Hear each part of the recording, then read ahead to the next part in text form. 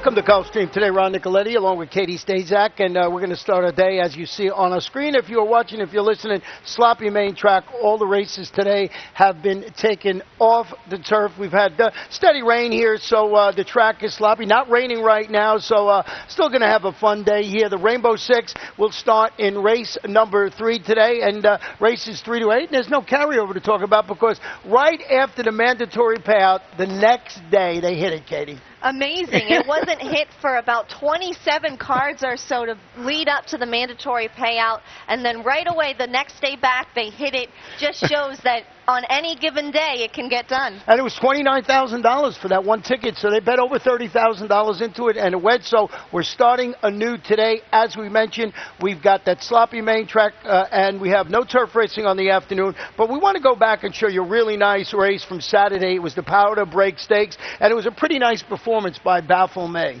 Oh, it was. I really enjoyed this race. One of 3 stakes on the card from Saturday, and you're going to see Baffle Me. And you know what? Baffle Me saved a lot of people in the Rainbow Six as well, because the favorite in that race, Discreet Mark, was scratched, and she became the favorite, so everyone that had Discreet Mark singled got her, and she got the job done.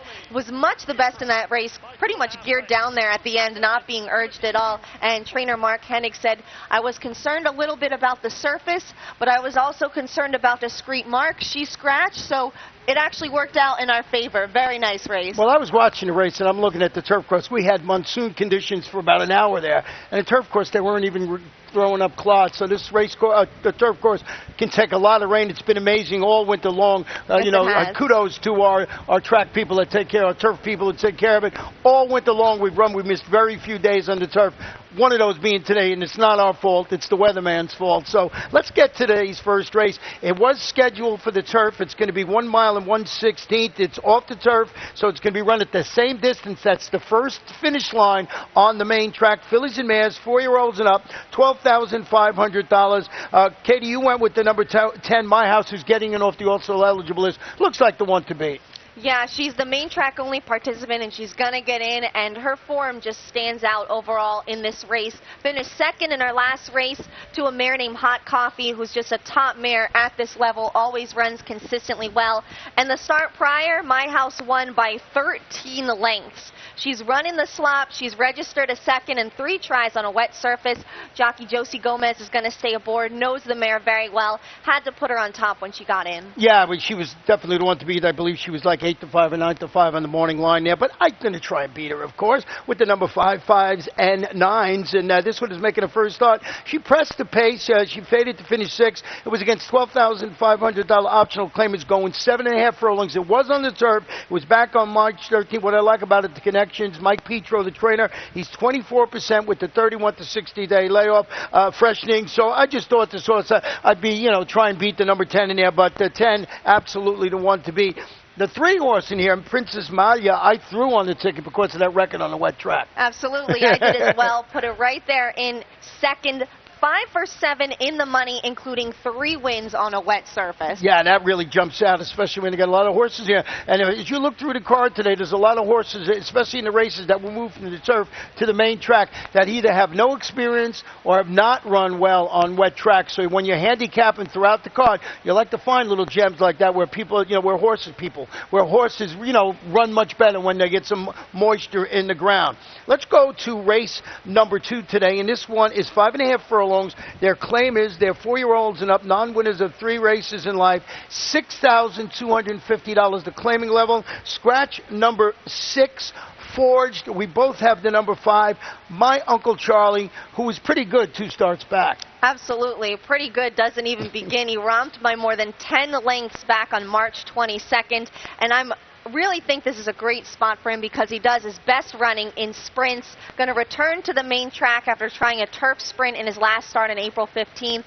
Eddie Castro is going to be riding him. Lots to like about this colt in this race. Well, there's another horse going back to the main track today that we both have in second, and that's the 4 JC50. Go back to the main, close to finish 4th in consecutive 5-furlong races on the turf. The trainer is Christine Jenks. Leonardo Conclave is handling the surface switch today. I just thought this was a logical choice. We didn't run badly in those 2 5-8 races on the grass. Completely agree with you. I have him in second as well. And the last time he ran on the dirt, he finished second against $10,000 claimers. That was at Hawthorne last October. He's making his third start back from a 3-month layoff. He should be very fit today. Well, number 2 is who I threw on the ticket with the scratches in here. Raised back, is making his first start. Showed speed and threatened to win at this level and distance. Oh, I say okay, but it was last summer. So the trainer is Marcos Fernandez. Harry Hernandez. You look at this horse's record on a wet track. One previous race, finished third in that particular race, but it's certainly a guess coming off this extended layoff. Absolutely. A little bit of a guess, too, with the 7 that I threw on the ticket. I'm Wide Awake. Returned from more than a 2-month freshening to finish 5th at the $25,000 level over the turf course on April 17th. Should be better second start back. Taking a big class drop as well and returning to the main track. He's winless over a fast surface going on dirt, but he has a win, a second, and a third from 3 tries over a wet course. Well, the first of our 2 pick 4 starts here. It's up to you if you're going to single my Uncle Charlie. Not personally my Uncle Charlie, but the horse, my Uncle Charlie. Let's go to race number 3 today. 1 mile and 1/16, originally scheduled for the turf, now moved to the sloppy main track. Claimants 3 and up, non-winners of 2 races in life, $12,500. Jockeying on the one is Jacinto Herrera Gomez, also scratch number 8. Plant City Robert, and we both have the number 6 Giant Cat. I had Plant City Robert on top for the turf, lost that one, scratched into 6 Giant Cat, but I'm not too upset that I got this horse on the main track. You know what? I actually had Giant Cat on top throughout, though I did have Plant City Robert on the ticket and lost him with the scratch. This one's taken a significant drop from the $20,000 and $16,000 claiming levels for trainer Luis Olivares. He finished 4th against $16,000 claimers, going a mile in his last start in April 16th. This is going to be the lowest tag he's ever run for in 28 career starts, and his lone win came at the distance. Plus, you have to like that he finished second in his only try over a wet surface. Well, you know, I'm going to give you a little bit of homework here. If you watch the first couple of races and it's favoring speed, you want to bump up this number 3 horse just for fun. Move to the Henry Collazo Bonvita claim after really a couple of solid route races on the main track. He broke his maiden on March 17. He followed that with a 3rd place finish against 6,250 2 lifetime claimers going a mile last time. I thought this horse might have a little bit of a tactical speed advantage in here. If you could run back to those performances on the main track. Absolutely. I had him on the ticket originally, and I wrote he has the great overall form that you want to look for in this race, but he's never run on turf. Well, now that's an advantage. Right. So he looks pretty good now. I threw in the 9, Mr. Fahrenheit, stretching out to this mile in the 16th distance. Once again, want to remind you we're using that first finish line here. Second start over the track and move to the main track should help. Not enamored with this horse, but I had to put somebody in 3rd, and I figured we'd go with number 9, Mr. Fahrenheit. I felt the same way with the 2 Deputy Vic, dropping down from the $20,000 level for this start. And the last time he ran at a level comparable to this, he finished 3rd. It was only beaten a length and a quarter. That was against $18,000 claimers back in November at Gulfstream Park West. The only caution is that he hasn't raced since January. And that is where the Rainbow Six starts, you know, when we got this 8-race card. So race number 3, a mile and 16th on the sloppy main track. I think you got to go a little deep in there if to get your card started. Let's go to race number 4, 6 furlongs. These are claimers. They're fillies and mares. They're 3-year-olds and upward. Non-winners of 2 races in life. $6,250. Scratch the number 4. Keep in mind, you went with the number 2 horse in here, and that, you know, that might be the way to go because the horses I put on top killed me to put this 5 horse on top because it's 1 for 33. Did not go with the 2. That might be the right way to go. I actually had Princess Bella on call, the 5 that you have on top of my ticket originally, but with the surface switch, I had to put the 2 Bon Nuit on the top of the ticket because I originally had written down next to her name, will thrive if wet. There you go. So I had to put her on top today. She's got a win and a second from 3 starts over a wet surface, dropping in for a career low tag today after dueling on the lead and fading at the $10,000 level. That was on April 12th for trainer Rodolfo Garcia. She's only run for a price tag close to this on one other occasion, and she finished second. That was against $12,500 claimers back in February. I just think she's tough at this level, especially on this surface. Well, you know, number 5, Princess Bella on call, may have finally found that spot where she can notch, as was mentioned, the elusive second career victory. 33 races this horse has had, 1 win, 5 seconds, 2/3. Finishing 3rd, was only beaten a half length at this level and distance. Last time out, Aubrey Mirage, Prentice Tyler Gaffleone. So maybe this is the day that the number 5, Princess Bella on call, will get the second career victory. The other horse that we used on our ticket, you used the number 7 horse in here, and that is Rowena Daytona. She ran some nice races earlier in the championship meet, but then kind of tailed off a little bit. But I think I'm excited to see her back at this 6 furlongs because I think she ran better when she was going shorter. The only concern is that she's making a quick turnaround for this start. Well, I'm going to go with throw out a key race angle horse, and that's the one Little Zoe's cutting back to a sprint, wearing blinkers after encountering early trouble in its last race, was bumped, finished a distant 7th in the race. But in that race, there was 3 next out winners in that race. They finished 2nd, 3rd, and 4th, and they all came back to win their next start. So it was a fruitful $6,250 two-lifetime claimer. The trainer, Gustavo Delgado, has been on fire. He's got this apprentice, Harry Hernandez, who has a victory already at the meet. Intriguing possibility. What's the record on the wet track? 3 starts, no wins, but a 2nd. So lots of things to like there. Always a sucker for the key race. Little Zoe, 8-1 on the morning line. Horse you might want to put somewhere on your pick 5 ticket or your Rainbow 6 ticket. So a little bit of a key race angle. Let's go to race number 5 now. Please note that this was originally scheduled for 7.5 furlongs on the turf. Will now be run at 7 furlongs on the sloppy main track. It's a starter optional claimer. Fillies, 3-year-olds, and scratch number 4, 5, and number 10. The jockey on the number 11 gets in off the main track only partition, Eddie Castro. And both of us, Katie and I, were saying all morning, is General Ann still in? Is General Ann still in? This is a really nice horse. We're going to go back and show you a performance, albeit on the turf. We're going to take a look at General Ann, and I cautiously still have this horse on top. Hopefully she will go, and hopefully she can translate this form that she showed to the main track when she runs today. You're going to see her here, angles out at the 3/16 pole and drills off to a very nice 2 1/4 length victory. This was her 2nd career start, and I liked how she actually showed some greenness in the stretch. She was switching on and off leads. I feel like she still has room to move forward and improve, and I like that even with the greenness, she was still much the best. The trainer is Chad Brown, and you got to respect him. He's 30% winning consecutive races, and this horse is in there because, obscure Chad thinks he could win on the main track, and I think a horse you have to pay serious attention to. The number 7, Miss Deja Vu, is a swift daughter of Tiz Deja Vu, returning from the layoff. First start since setting the pace and getting caught late when finishing 2nd, was sent off at 40 cents to the dollar that day against Similar, going 6 furlongs, was on the main track. It was back on March 8th. Kerry Savage, he's sharp with this kind of layoff, limited sampling, 28%. Luca Panici atop, strictly the one to catch. This is going back. If it's a speed play, this one might have to be on your ticket. Well, General Ann's a bit of a question mark with her dirt form, but this one is not. She should appreciate running on the main track, and she was 2nd in her lone try going over a wet surface. I threw the 6 in 3rd, and that's Princess Engie, going to compete for the $50,000 tag in this optional claimer. Stalked early, rallied late to defeat $25,000 optional claimers.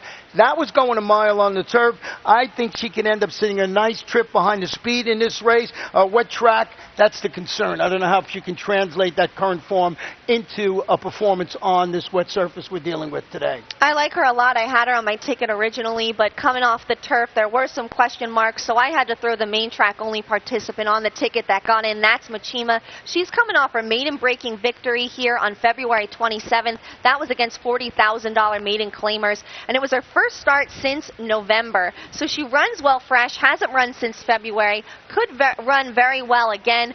Didn't run all that great in her lone start in the slop, but I think you can attribute that more to class and inexperience because she ran against maiden special weight company in that race, and it was her career debut. So I think you throw that out. Sorry, Katie. Yeah, we'll see how that works. And, main track only, a lot of times people aren't aware that this horse was only entered to do a certain thing and getting a chance to do that today. So when you're putting your tickets together, make sure you check and see if that horse fits the way you see the race is shaping up. Let's go to race number 6. This 1 mile maiden claimers. Fillies and mares, 3-year-olds and up, $12,500. Scratch the 7, heading south. Also scratch number 9, Olympic Sochi. And I went with the number 2, Starship Lisa. But you want to show a horse in here, Amaluna, who I didn't use on the ticket, and I might be sorry that I didn't. Emma Luna, to say that she had trouble in her last race would be an understatement. We're going to take a look at her last start here. And this is a filly that runs well, has a lot of, precociousness and tactical speed. And she was not, oh goodness, there's a ball. Gets me every time. And you're going to see her bumped there hard at the start, has to steady to avoid that fallen rider there, who's unseated as a result of that bumping. That costs her any shot of getting good positioning and being able to use that tactical speed when she's run well on the front end. She shuffled back to last, forced to play catch-up. You have to throw that start out. Here, I think she's going to be able to use that speed. There's not a lot of other speed to be able to go with her on the front end, and she's run well over a wet surface before. A second and a third over wet going in 3 starts. Yeah, so that's a logical choice there. I think I might have missed that one when I saw the trouble call there. I said, uh-oh, I think I might have missed this one. But I did go with the 2 Starship Lisa, beating a length on the main track at this level and distance back on April 10th. Now goes back to the dirt after taking the overland route when finishing 6th. 6 wide in that race, was 4th against $12,500 maidens, albeit that was on the turf. The trainer is Alejandro Memo. Jesus Rios handling the surface, which this horse was up against it, going 6 wide on the turn and threw it on my ticket. Yeah, Memo, Grade 1 winning trainer in Puerto Rico, relatively new to Gulfstream, had a lot of horses running at Parks and Monmouth, so welcome to him.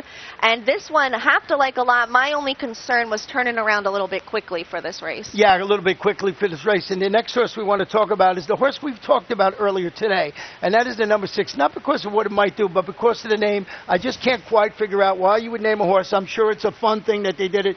True Rice Pudding, number 6, now in the Lars Beck Delamont barn. This is a daughter of Fujaichi Pegasus, plummeting to the $6,250 level. Blinkers added, faced tougher throughout her campaign up north, New York, during 2014. Really like this train. He's been doing some good work. Trained well locally, first start since November 14th. That's the only concern, but Lars Beck de Lamont training very well, having a great early meet. 2 for 6 with his starters so far and 4 for 6 in the money. He also won that overnight handicap that we had a little bit over a week ago. That was with Imposing Grace, who got a nice, great trip there, a nice rail riding trip from Manny Cruz in that race. I like the works on the number 8 Close Connection, a 3-year-old daughter of Closing Argument debuting for Gennady Dorochenko. American Second. This is, all the previous starters do have some questions about them, so I just thought maybe a first-time starter. I'm not sure that this horse is going to, win, but I think it could be on like your super ticket or something like that. So I added it there. I think it's 15 to 1 on the morning line. Ray Gampath getting Lasix for this race. A little bit of guess on my part. Could be a great value, that's for sure. Yeah, I mean, I usually don't take first-time starters, but I figure what the heck, we'll give it a shot in there. Let's go to race number 7. This one was originally scheduled for 1 mile on the turf to be run at 1 mile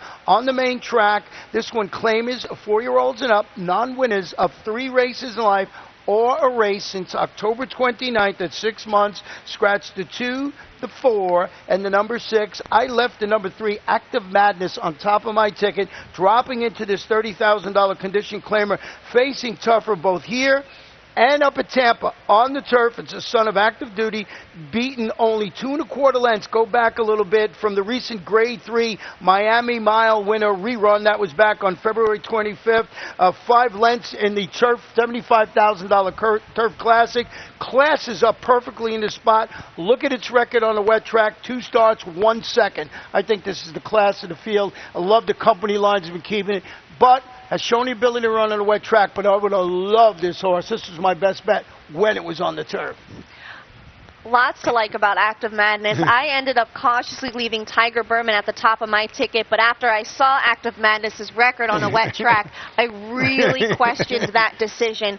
But I do really like Tiger Berman. He earned a field best last out buyer. That was an 84 when he finished second, beaten only 3/4 of a length in a $25,000 claimer on April 17th. He tracked in second and kept coming at the winner, but the winner was on the lead throughout, and he just couldn't get by. He's finished second, beaten less than 2 lengths each time he's run on the grass in his last 3 turf starts. But notably, in that one start mixed between on the dirt, he finished behind a horse named Big Louie, who just defeated Social Inclusion in an allowance here on Sunday in that very talented colt's 4-year-old debut. I just went with consistency here with this Jose Garofalo trainee. Yeah, I mean, I got it on a ticket for all the reasons Katie mentioned. I also threw in the 5-hole cash. I'm going to try a sloppy main track again. Did not fare well before. Well, you know, fresh off that $20,000 two-lifetime score on the turf. But if you look at this horse when it was running on the dirt, was against tougher than it's going to face in here. So I just thought the class relief, you know, give this horse another shot. 0 for 2 on the turf, but on the sloppy conditions. But maybe can grab a share in here. I also took a shot with Dusty Moore from the same class perspective. He's competed against tougher and is actually stakes placed at the distance, but this is going to be his first time ever running on the main track. We'll see how he takes to it, but have to like the connections in trainer Gustavo Delgado and jockey Edgar Prado. Well, let's go to the final race on Wednesday's card. It's 7 furlongs. Claim is 3 and up. $6,250. Scratch 7, 8, and number 9, and we want to go back and show you a performance from Big Grandpa, who loves a wet track. He does. I was very excited when this race was moved to the main track because I knew I could keep Big Grandpa on the top of the ticket, having this over a wet surface rather, because he does run on the main track regularly. And this race here, he had a tough time of it. He goes to make a move between horses, but is completely shut out. And then he comes back, and he actually keeps coming, and he finishes second, is only beaten a neck by Dangerous Trick, who's a very consistent runner at the level. Unfortunately, although he was interfered with, the horse that interfered with him finished behind him, so the stewards could do nothing to move him up, though he arguably could have won had that not happened to him. This horse 3 for 4 over a wet surface for trainer Kirk Zadie. Jesus Rios is going to be aboard, and in that last race he was coming off a 2-month layoff. He should even logically move forward in his second start back from the time off. Well, you know, I was going to switch and put Big Grandpa on top, but I've learned throughout the past, every time I change something, even though this horse's record is better on a wet track, I kept the 5 El Chivo Viejo on top, dropping to the $6,250 level on the dirt, and cutting back to 7 furlongs after setting the pace and fading to finish 5th against $16,000. Claimers going a mile in the 16th on the turf. George Navarro really strong with the turf to dirt move, 28%. And if you've been following my analysis over the last 200 years that I've been here at Gulfstream Park, if there's speed on the grass going long, turning back to 7/8 in the main track, usually it's my selection. I love that angle, so I put it on top. Big Grandpa, absolutely the one to beat. Got to be on every one of your tickets, especially with that wet track record. And I threw in the 2 who you have in second, Alico Castle. Peter Walter's going to risk losing this gelding today. He's been running them in starter allowances, and he's so consistent. He turned in 3 straight runner-up finishes before turning in a more dull performance. 4th place finish last time out. Even though he was finishing behind top horses at this level in Passkey, Blings Express, and Quiz Whiz, who that was in the last start on April 3rd. I think he might be the class of the field based on the company he's faced, but he's lacked a little bit of his closing kick as of late. Well, he is a 9-year-old now, so he's a hard-knocking campaigner, and got to have him on your ticket. But you also used the number 1 Bean Town Skipper, who's a 4th choice on the morning line. Yeah, and you know what? He's won on the slot before, too, so could be a nice value there at 8-1. Cutting back to 7 furlongs after pressing the pace and fading in each of his last 2 starts at a mile. The last time he went this distance, he finished 3rd, beaten only a half length, and beaten just ahead for 2nd by a horse named Cat's My Song, who on that day won his 3rd straight race. Well, let's take a snapshot of the day. We got a sloppy main track. We have no turf racing. We got the Rainbow Six starting in race number 3 when brand new. They hit it again on the other day. Again, it took like months to hit it, and then they hit it the first day. It was eligible again. See if somebody can do that again today. Of course, we got the Super High Five in the last race today.